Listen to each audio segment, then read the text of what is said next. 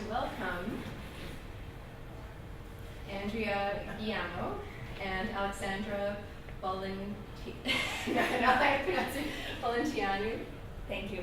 And Andrea Loren Giamou is a recent graduate with an honors Bachelor of Arts from the University of Toronto with a specialization in English and a major in classical civilization. One undergraduate thesis she completed for her English specialist involved digitally mapping a sexual farce, which is shared between Boccaccio and Chaucer and was presented at the annual Chaucer seminar in Toronto this past April. She currently lives and works in Toronto. Alexandra Bolintineanu is a postdoctoral fellow in medieval data curation at the University of Toronto, cross-appointed to the Centre for Medieval Studies and the University of Toronto Library. She studies medieval wonders through digital media. Turning from medieval poetics of wonder, with its focus on displacement and unknowing, onto the digital, she adapts digital analysis techniques formed by 18th and 19th century literary studies to the exigencies of medieval textual traditions, driven by far different models of authorship and textual transmission, and far more afflicted by time and loss. Bolintianu's research interests include medieval wonders, maps, monsters, and imaginary geographies, as well as usability and digital pedagogy. Thank you. Thank you very much. And thank you very much for joining us here this afternoon. My co-presenter and I, and she's Andrea, I'm Alexandra, and I thought we would do this because of our technologies. She's a Mac and I'm a PC. All right, on to Chaucer in Italy, Boccaccio in bedrooms. What this paper is about, it's about a digital learning module for Chaucer in Italy. It's a digital learning module used in an advanced undergraduate literature course, Chaucer in Italy at the University of Toronto. Chaucer in Italy was taught by William Robbins, and it studies Geoffrey Chaucer's encounter with the literature and culture of medieval Italy. What is the module about? It's about representing course thematics through digital mapping and visualizations, and it was built around Omeka and Neatline. We use Chaucer in Italy as a case study in digital pedagogy, and we're looking at what lessons we learned along the way. And at the end, we're going to present, as one of the lessons learned, a project that comes out of it, which is a free online repository of materials for incorporating this kind of digital module in the classroom.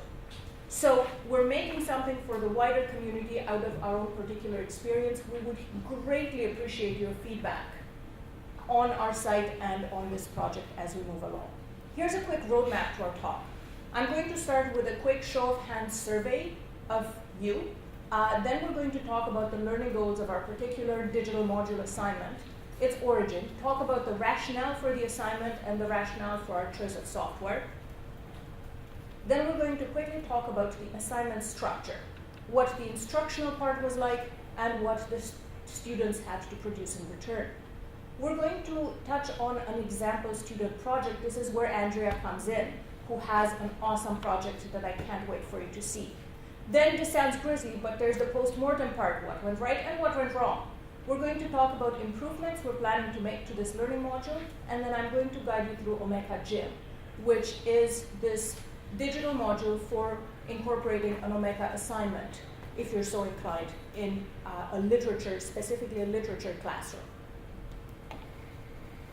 Okay, and here's my survey of you. Peter Latka brought this up in his fantastic presentation, the role of visualizations in the research and writing process. There's Peter over there, thank you so much. How do you visualize ideas and evidence when you do your own research and writing? And if I could just request a show of hands. Not at all. As tables. Do you put your stuff into tables, mentally at least? I definitely do. As pie charts? Bar charts.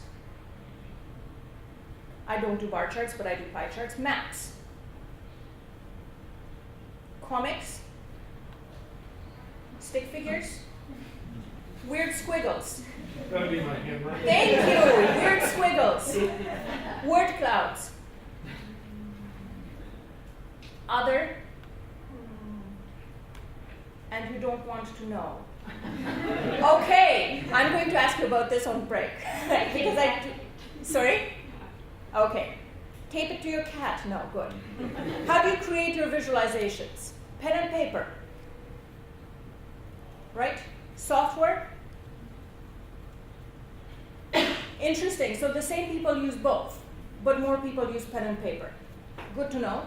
Other, please call it out.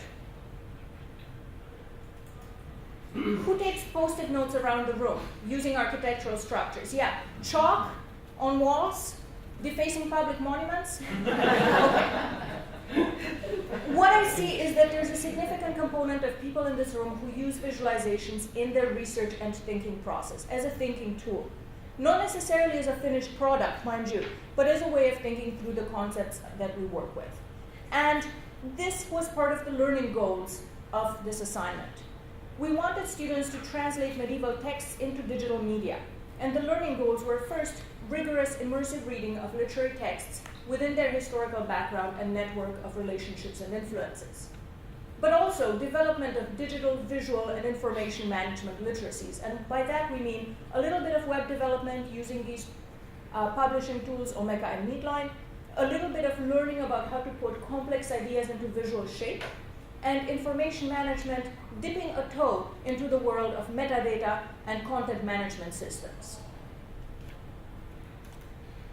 The origin of this assignment. It was born in Italy, no. In 2014, I was a postdoc in medieval data curation at the Center for Medieval Studies, and Andrea was an English specialist and classical civ major enrolled in Chaucer in Italy, this advanced undergrad seminar, which was led by Professor Robbins. Professor Robbins was interested in visualization and digital tools, especially their pedagogical uses. And he said, Alexandra, how can we make something like this happen with a digital component? So we sat down and talked about it. In past courses, he had used pen and paper visualization. As many of you pointed out, this is a really effective tool. And he had invited students, for example, to map the travels of Chaucer's pilgrims or of characters in the Canterbury Tales across the map of Europe, to figure out how the imaginary geography of the Canterbury Tales is constructed across the tales. We wanted to do something similar, so we collaborated to devise this digital module. Will Robbins kindly invited me to give a series of workshops on digital visualizations, metadata, Omeka, Neatline, the technical stuff. And I also provided an example assignment prompt that I built for a very different project. And drawing on these materials, he built a scaffolded assignment that involved a visualization in space and time of how literary influence works between these writers, Chaucer, Dante, and Boccaccio. The theoretical rationale is that starts with what Lisa Samuels and Jerome McGann called deformance, a portmanteau term coined by Lisa Samuels and Jerome McGann as a combination of deform and performance. Deformance is an alternative strategy of interpreting a literary text by invading it and changing its literary shape, maybe reading it backwards line by line, or presenting poems as prose and prose as poems, or by reading exclusively a poem's nouns or its verbs. Deformance makes a familiar text strange, reopening its interpretive possibilities. Deformance of textual objects need not be limited to reading or punctuation. It's not just about typography. As Johanna Drucker and Bethany Nowicki argue, deformance can take the shape of speculative visualization, humanist thinking about data, text, and culture through the creation of digital artifacts. And this is exactly what we wanted to do in this course. Invite students to represent the themes of the course through digital mapping and visualization, to imagine intertextuality at the intersection of maps and time and archives. So what did we use? We said, let's make a digital collection in Omeka and map it in Neatline. Why did we pick this particular software suite? Omeka, that you've probably all worked with or had some familiarity with, sometimes called WordPress for museums, because it's that nice and easy to use. It's a free open source content management system for digital collections. It was created by the Roy Rosenzweig Center for History and New Media at George Mason University. Omeka allows users to curate collections of digital artifacts, create metadata in Dublin Core about each item, so you can be quite rigorous in describing each item in your collection. Digital artifacts can include a variety of things: texts, images, sound recordings, videos, performances, lesson plans. So there's quite a bit of flexibility in how you assemble your exhibit. Neatline is an Omeka plugin. It's a module that works with Omeka. It's software that allows users to tell stories with digital collections on maps and across timelines. Both Omeka and Neatline are supported by U of T libraries, which was partly why we picked them. UTL has tipped to Leslie Barnes' Digital Scholarship. She's attending another presentation. They set up a library Omeka instance for Chaucer in Italy.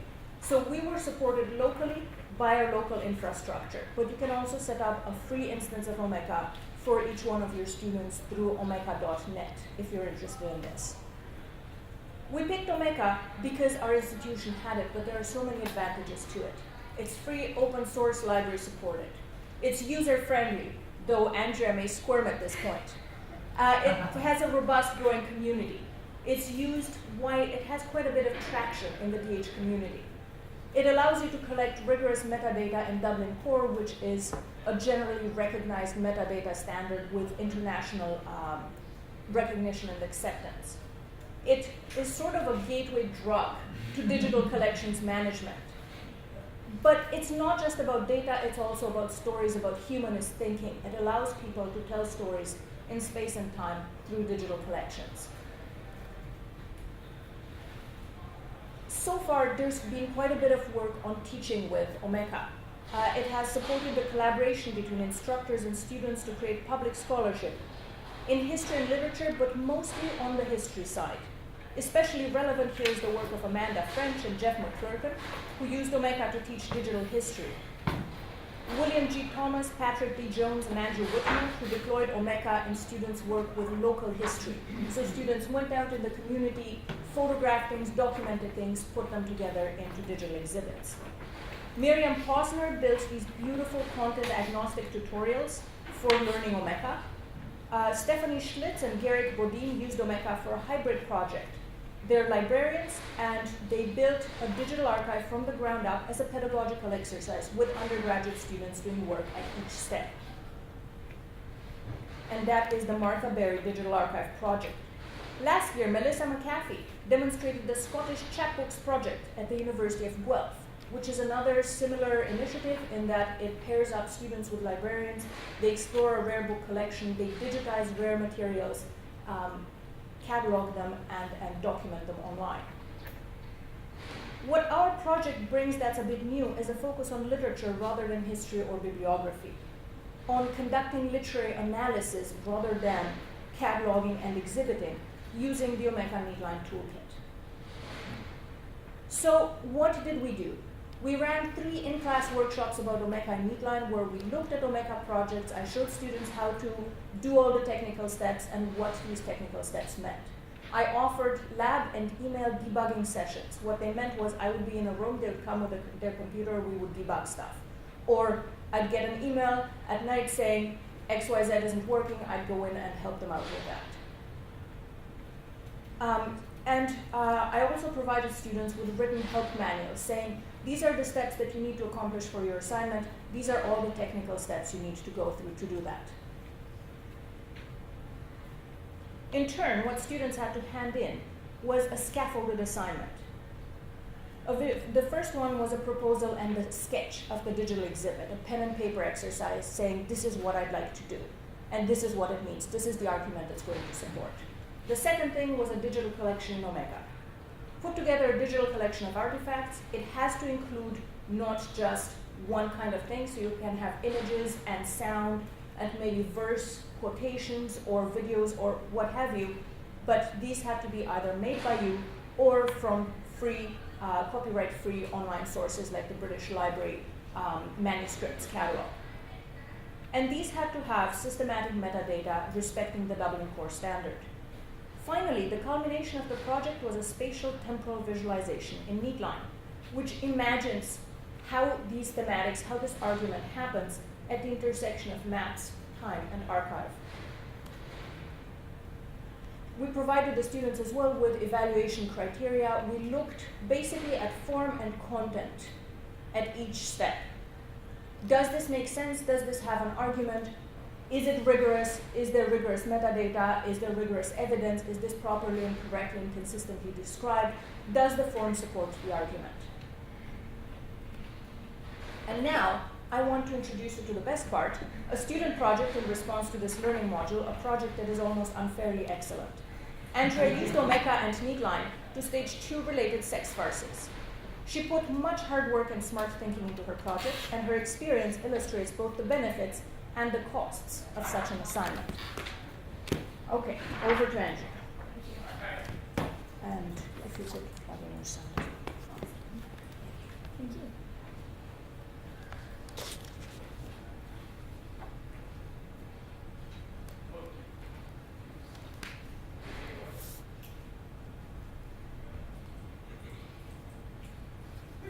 Okay. Hi, thank you.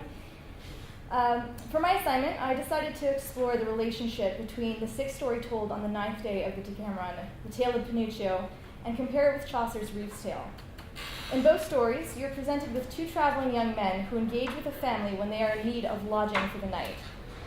The family consists of a father, a mother, a beautiful, lusty young daughter, and an infant. And when the hour approaches, the guests are ushered into the chambers where they sleep, which is a space shared also with the hosts.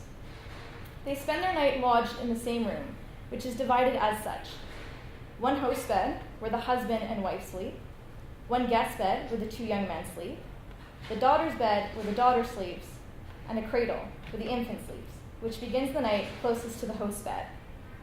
As the night progresses, events take place which alters the distribution of characters throughout the space. Generally, the plot advances as such. At one point in the night, one of the young men enters into the daughter's bed and has sex with her. Shortly thereafter, the wife leaves the bedroom. Before she returns, the other guest moves the cradle from its position near the host bed to a position closer to the guest bed. When the guest returns, in the dark, she reaches for where she anticipates the cradle to be, and when she does not find where she thought it should be, she climbs into the bed whereto the cradle has been moved. Believing that she had simply been disoriented in the dark and that she had just barely avoided committing a terrible error. Upon mistakenly entering the guest bed, the guest who is in that bed makes a sexual advancement on the wife. They have sex, and the wife, oblivious, happily obliges under the pretense that she is engaging with her husband. The night continues, and when the morning approaches, the guest in the daughter's bed attempts to return to his own bed to avoid disclosing the indiscretion of his night to the entire family. Alas, as he tries to do so, he mistakes the placement of the bed due to the fact that the cradle is still in error near his own bed. Much in the same way that the wife, relieved in the mistaken belief that she had barely avoided the very error she indeed committed, so too does this guest climb into the host's bed under similar pretenses. However, upon entering the bed, the guest begins to brag to the male host about the sexual conquest of the night, which, as you may be able to imagine, does not go over well with the father. A fight ensues, a remedy is reached, and the tale ends. When plotting these binary relationships into Omeka, I thought it would be helpful to assign titles to these characters based on the similar ways they interact with each other and with the space. As such, I broke down the character relationships into distinct labels. The two hosts were assigned as the inactive host, or the IH, and is the father in each story based on his relative inactivity throughout the duration of the night. There's the sexual host, or the SH, and she is the wife based on her relative activity throughout the duration of the night. The guests were named the lover guest, or LG, and is the young man who has sex with the daughter, and the adulterer guest, or AG, who has sex with the wife. The daughter in both tales is simply referred to as such. Both tales have two distinct errors. The first is when the sexual host returns from leaving the room and mistakes her bed due to the placement of the cradle. And the second error happens when the lover guest returns from the daughter's bed and mistakes his own bed once again due to the placement of the cradle. Both of these errors are facilitated by the movement of the cradle at the hands of the adulterer guest. These binary relationships, which I have labeled, are the similarities that each tale shares with the other. When assigning these binaries to records within Omeka, and when placing those records on a timeline that can be manipulated, one is able to witness not only the similarities shared between these two tales, that is to say, who in each tale is assigned to each binary, but also where the tales begin to deviate from one another. Allow me to demonstrate. This background image that you see is a hand-drawn image that I made to represent the space between the text. This is the image uploaded into a mecha, with the neatline plugin along the bottom. When you highlight the static images, which are the labels that you mainly see on the left-hand side of the screen, you can see the facts of the respective farces. For example, if you click on the titles, up pops a brief description quoted from Boccaccio. I'm the laser pointer. Thank you. And this description describes the farce. For example, again, if you click on the bedchamber title, up pops a description of the bedchamber layout from Boccaccio. You cannot click on the timeline, but you can see the strategic division of hours along it. Thank you, Alexandra. These numbers are not arbitrary. The division of space was explicitly described in Boccaccio, and the manipulation of time came directly out of Chaucer. In that tale, we know that the characters were in bed by midnight and awake by dawn. I plotted that time between 12 a.m. and 6 a.m. For Boccaccio, however, we know that simply the characters go to sleep, the events of the farce unfold and resolve, and the characters go back to sleep before the night ends, because when they awake in the morning, they share a laugh about the ridiculousness of the events which had transpired the night before. In light of this, I began mapping their farce by 9 p.m., with the events resolving before midnight. Moreover, as you move over the shapes, you can see they are assigned to characters in the tale. This first example is out of Boccaccio. You can see Pinuccio, Adriano, the wife, the innkeeper, and the daughter. Likewise, as you advance the timeline, lines appear. These lines denote movements which are assigned to selections from the text. For example, this is Pinuccio's first movement. As the characters move about the space, shapes will pop up over them. These denote new character interactions, and when you click on them, they likewise correspond to selections from the text. Sometimes the appearance of a new shape triggers a new movement. This is true of the noise in Boccaccio, which triggers the wife's departure from the bedroom.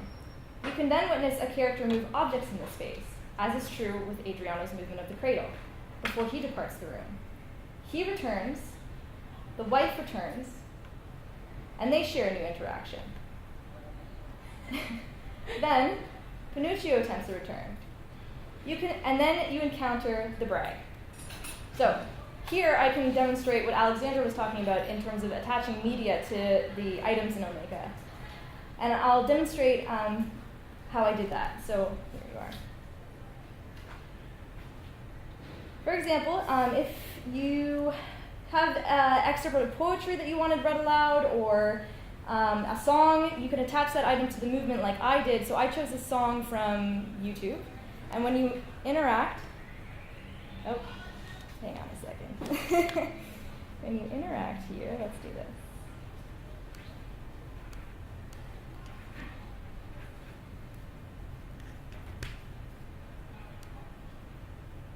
And you click on the brag, this happens.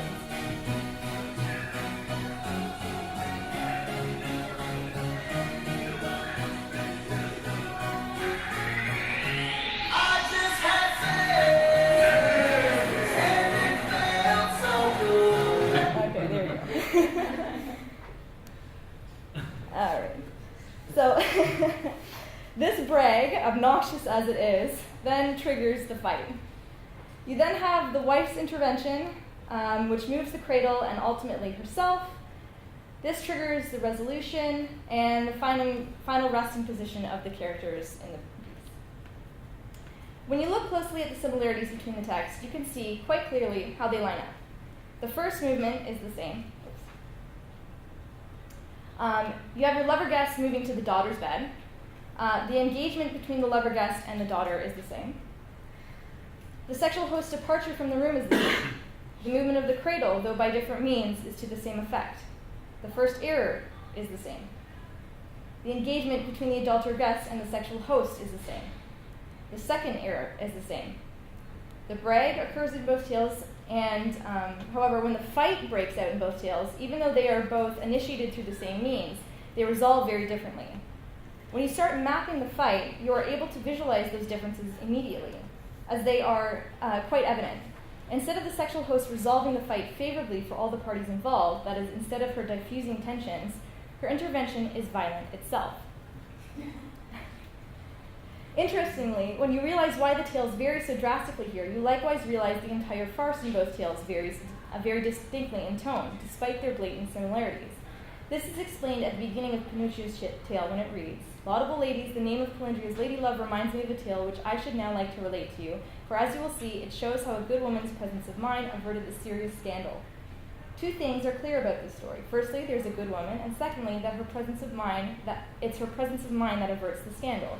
Because of these two factors, the errors of Pinocchio's tale happens in earnest, and the whole tale is very lighthearted. This element is absent from Chaucer, and as such, the motivations which lead to the errors of the tale happen for very different reasons. As a result, the resolutions between the two tales have to be different. The wife's intervention in both of these tales dictates very different resolutions. As opposed to the good woman's presence of mind in Boccaccio, we have a bad woman's presence of mind, or lack thereof, in Chaucer, and as a result, she enables the downfall of both her and her husband insofar as she enables the clerks who dishonored them to flee. If you look at Boccaccio, Pinocchio, the name of the lover guest, was so called the lover by me due to his mutual infatuation with the innkeeper's daughter. Their sexual engagement at night is a consummation of the love that they share with each other, but were otherwise forbidden to engage. It is the driving force behind the spatial arrangements in this piece. Pinocchio and his companion Adriano contrive a situation where they would need to spend the night at the innkeeper's house in order for Pinocchio to chance upon the right circumstances to engage with the daughter. Careful thought goes into the constituents of this chance in order for the circumstances of this encounter to not seem unusual. Everything from fixing pack horses to riding around to exhaust the daylight hours. In Chaucer, however, Simkin, the miller, who hosts the clerk, is a vindictive, evil, and malicious thief, and the sexual engagements of this tale happen in order to spite him for all of his transgressions, and especially in light of having stolen flour from the clerks of the tale. As such, both John and Alan use sex to manipulate the women of the piece in order to seek revenge against the miller. Whereas in Boccaccio, the errors happen in earnest for both participants. That's not the case in Chaucer. Again, just as with the overarching intention of Pinocchio's tale in exploiting the character of the wife, the Reeve's tale set out to exploit the character of the miller and the clerks collectively. When you realize how different the tone of both of these pieces are, you begin to wonder how they managed to be funny despite all of this. It made me wonder whether or not the humor of these tales depends on the circumstances of each piece, or if it depends on the consequences. Which of these our laughter is the most affected by, and if there is an implicit relationship between them? I have no idea as to what the answers to these questions are, but it seems to be a very complicated relationship that I've managed to explore in my exhibit rather crudely. However, it's a conversation that was made possible, at least for me, by visualizing the space in these two narratives in this way. Omeka forced me to see the relationship among both these texts as binaries. I had to push the characters into the lowest common denominator that was shared between them. In order to do that, it made quite evident the similarities between the texts, but also forced through the cracks, so to speak, what was blatantly different. It did this by forcing me to deal with the constituents of the narratives before dealing with their poetry. As a result, I was able to write a thesis on my research for this exhibit, which explored the humor of these pieces. This piece relied heavily on the similarities, but drew also on the differences. I'm unsure as to whether or not I would have been able to achieve that kind of analysis if Omeka had not forced me to strip down both tales in the way that I had to in order to exploit the intricate details such that I did. It's easy for me to stand at the other side of this project, having seen its success, and talk about how rewarding a process it has been, but that, I can assure you, was a hard-fought and won battle on my behalf. I have in my exhibit 69 items. Every shape that you see, every line that has been plotted, when it moves, when it comes back, they are all individually distinct items which correspond to different allocations on the timeline. Every single item has a piece of text associated with it that justifies its placement, with very few exceptions. The story of Pinocchio stretches over approximately 4 pages in the Decameron. Obviously, that's not a lot of material to work with. So as you may be able to imagine, there's a lot of overlap. However, if one line out of the story denotes multiple movements by the same or different characters, I wanted to ensure that when someone viewed the exhibit, no matter what angle they were coming at it from, they had all the details available to them. Perhaps they could see something new. In order to potentially achieve that, they would need to have full disclosure of all of the evidence. That was my objective, and that kind of commitment to a vision was not only a huge investment of my time, but also a huge investment emotionally. As you may be able to imagine, that kind of attention to detail has its drawbacks. For example, that background image that you see was not the first iteration of the background image that I had plotted. As I mentioned earlier, Omeka forced me to break down these stories in such a specific and intricate way in order to make my exhibit function as successfully as it does. In lieu of that, I was unsure as to whether or not I would be able to analyze these works so meticulously. I feel confident in this assertion partially because of this. This was the first iteration of my background image, and which I had uploaded into Omeka. Despite the trivial stylistic differences between the two images, you'll notice a significant difference in the layout of the bedroom. That is because this, as previously mentioned, was the description out of Boccaccio. Notice the description of the room explicitly says two of the beds stood alongside one of the bedroom walls. Notice how my first rendition clearly took that into consideration.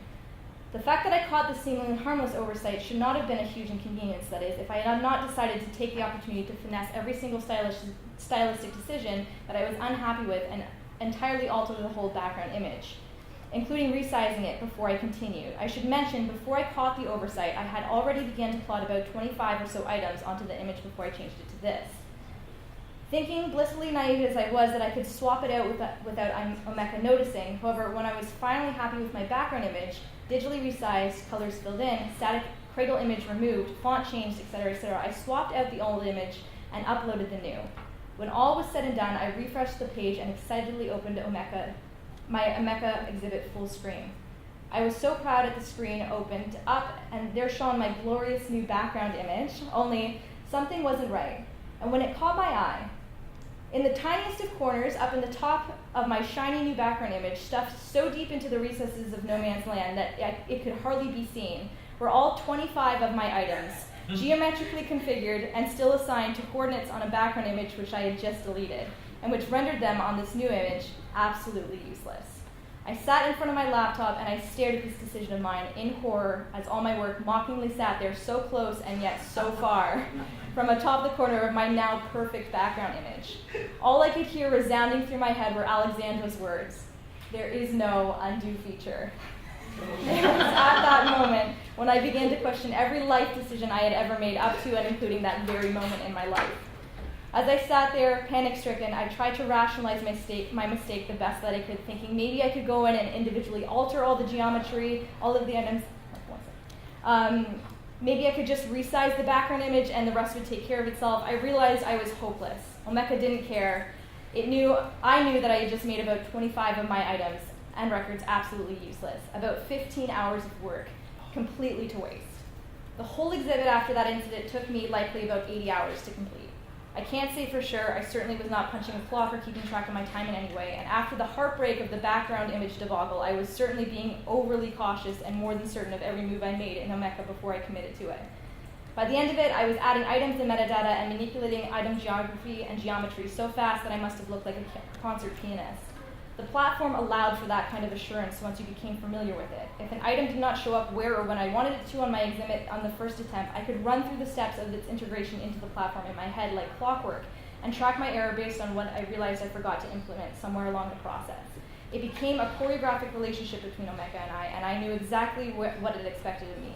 But that was only after it had harshly reminded me that I am merely a mortal, subject to error, and that lesson had unfortunately come at great cost. If there is a silver lining to that, however, it is that regardless of me ending up with a background image that was stylistically much happier with, I was also forced by Omeka to admit my error. I was forced, due to the detail of my exhibit and how intricate the spatial interactions were, to catch my oversight. Had I not been forced to move items through the correct space, or at least a space that was much more viable than my first visualization, then perhaps I would have never visualized a viable space at all. I can't say for sure. All I know is that when all is said and done, despite our trials, it ended well for Omeka and I. Thank you. So this was the awesome presentation. Thank you so much, Andrea. That was just terrific. So this is the really awesome presentation that Andrea made. Okay.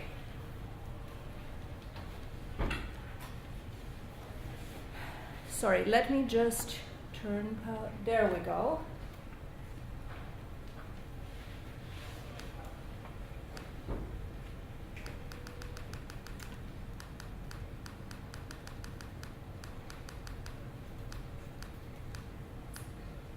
What went wrong with that? The main thing was just how much debugging students had to do. In terms of software, sometimes there were cross-browser incompatibilities, but given other software I've worked with, Omeka worked quite well. Omeka's user roles, another problem. Students could not do certain operations. because we didn't want them accidentally deleting other people's stuff, so they had to be contributors. But that meant they couldn't do some other operations like make their own stuff public or batch upload collections. Huge pain in the neck.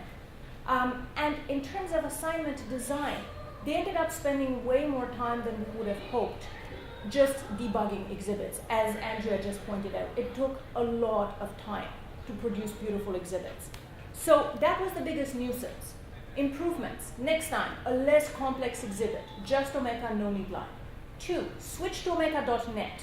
Omeka.net is free, allows each student to have their own site and be the lord and master of that site. No more user role problems. Or have the entire exhibit be collaborative, everybody jumps in on the exhibit, they delete people's stuff, too bad, it's part of the design of the assignment. But I'm liking the Omeka.net option.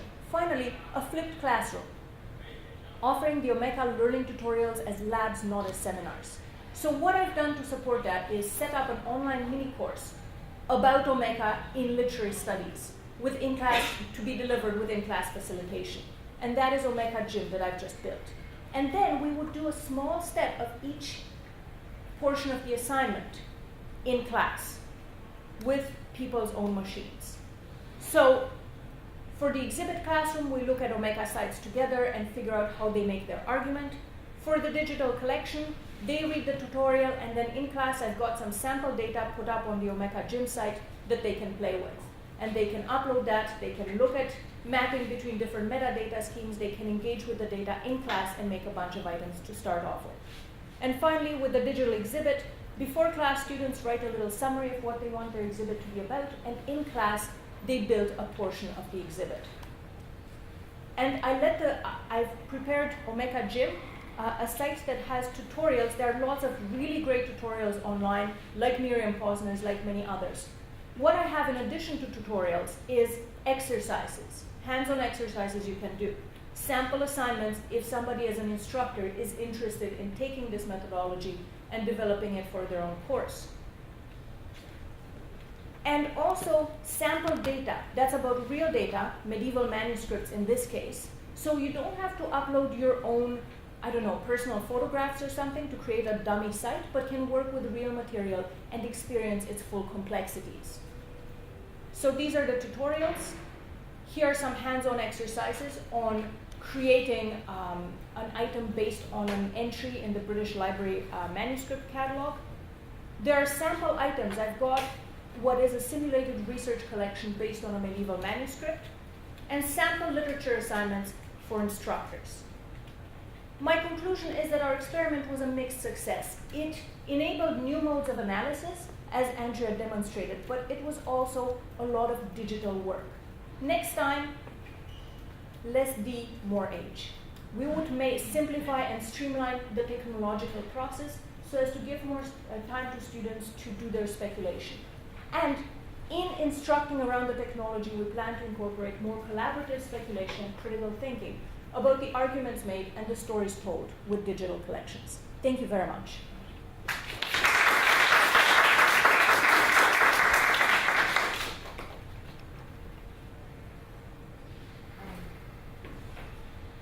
Are there any questions for our presenters? Is Omeka Gym available publicly? Yes, it's omekagym.omeka.net.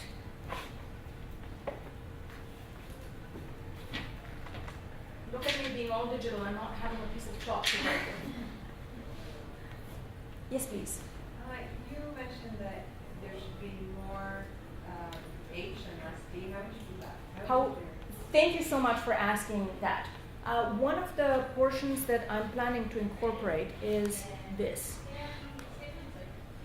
The exhibit proposal was part of the project, but we didn't really talk about it enough in conjunction with the technology. So what we would do is, before class, students would go through a hand-selected gallery of Omeka exhibits. And during class, the students and the facilitator would look at this gallery of Omeka exhibits together and fill out a little rubric for each exhibit. What kind of material does it collect? What is it about? What's the topic? Is there an argument or thesis? How is that argument made and supported through the form of the exhibit? How do the formal choices in terms of how many pictures are displayed, how they're outlined, and so on, how does that support the argument or not. So this would be part of showing how these digital exhibits can actually carry a critical argument. I was really pleased with how, and Professor Robbins as well, with how students thought critically in creating these visualization assignments. That was great. But in terms of conceiving it, I think there is more critical work that we can put in straight from the beginning. Thank you so much for asking that question. Yes, please, Dan. How did students feel about their learning outcomes? Did they feel that those were achieved, or? I think it was a mix. Like I said, I felt that the project had mixed success. Some students did a really tremendously great job, and they both combined learning analysis and did tech work. Andrea, I think, was an exception how much sheer work she ended up in producing this super sophisticated digital exhibit with a lot of movement.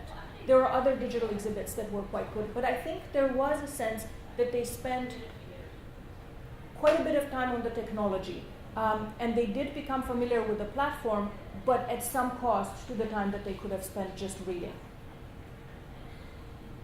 So mixed success, basically. I guess, why don't I let Andrea answer that? I mean, I talked I beg briefly your about pardon. how I felt in particular about it. But my experience with even other students in the classroom, I know that a lot of people encountered issues, and whereas I leaned into it and kind of gave my nights and early mornings to the program, I know a lot of people just didn't, because it was asking a lot of you to be able to put, like I said, for me, about 80 hours into that. And when it's not the only course that you're doing, it takes a lot of your time and emotional investment. But I really enjoyed it. It was a very rewarding process for me, and to be able to think in that way, like I said, yeah. Thank you. Oh, thank you. So basically, yeah, they spent a lot more time with the technology than we had hoped.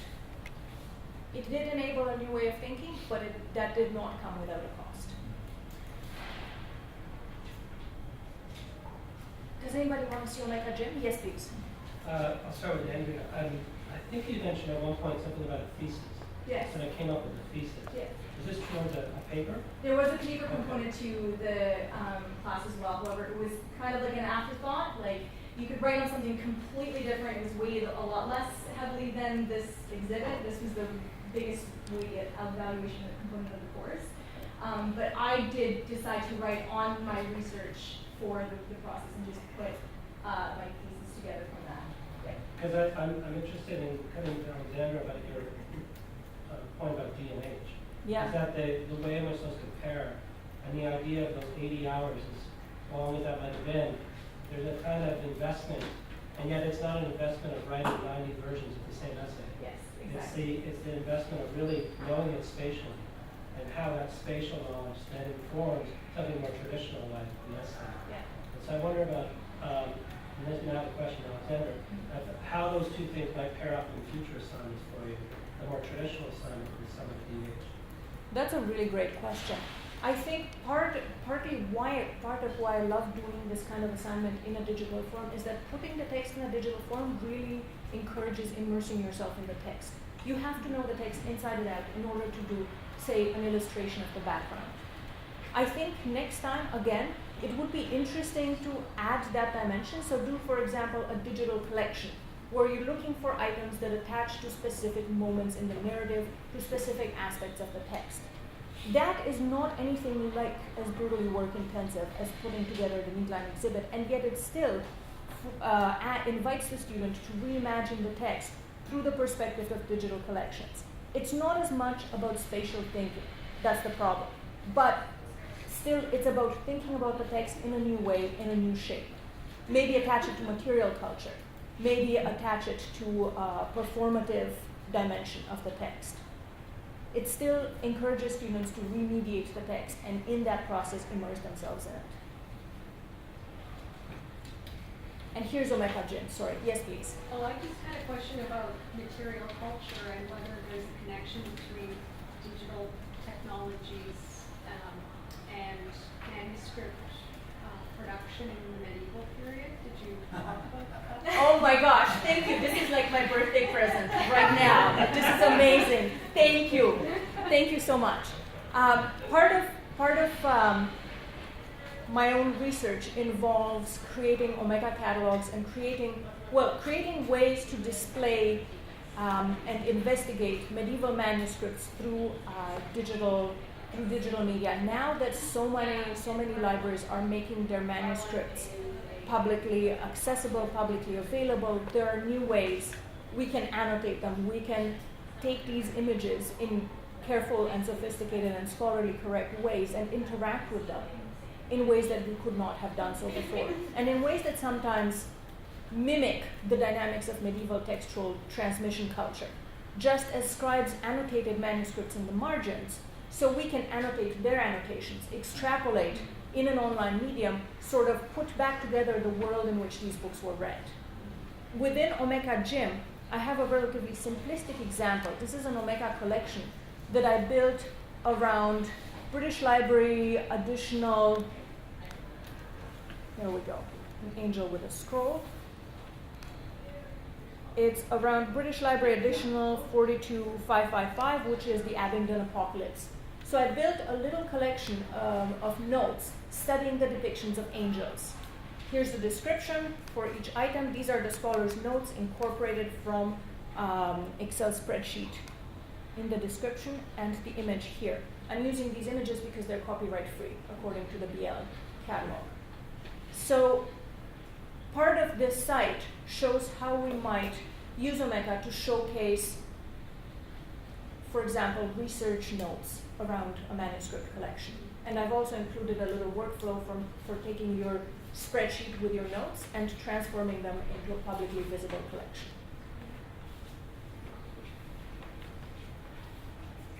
Thank you, everyone. I think we're at time right Yes, now. thank you so if much. there's any more questions, maybe over coffee a little bit later. Thank you. Thank you, Jeremy. Thank you so much.